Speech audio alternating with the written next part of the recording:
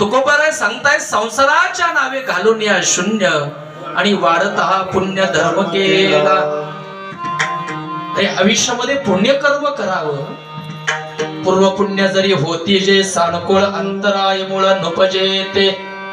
आयुष्यामध्ये वाटचाल करत असताना जसं संत माईबापांनी तुम्हाला मार्ग दाखवला ना, तसं तात्यांनी तुम्हाला मार्ग दाखवण्याचं कार्य केलं माईबाप.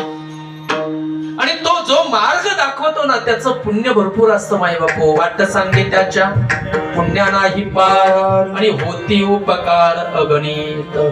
या जगताच्या पाठीवरती थोडासा बारकाईने विचार केला तर अवस्था जर पाहिली या कुटुंबावरती नव्हे तर या जगताच्या पाठीवरती जेवढं तात्यांच्या सानिध्यामध्ये येणारी मित्र मंडळी असतील, पाहुणे मंडळी असतील, यांच्यावरती आतोनात प्रेम करणं महाराज हे वंशामध्ये असावं लागतं. तुम्हाला प्रेम करणारी माणसं भेटतील माईबाप, पण निस्वार्थी प्रेम करणारी माणसं भेटली पाहिजेत तात्यांच्या सारखी, ज्यांचं आपण श्राद्ध आहे म्हणून हो जो आवडतो देवाला आणि तोच आवडे.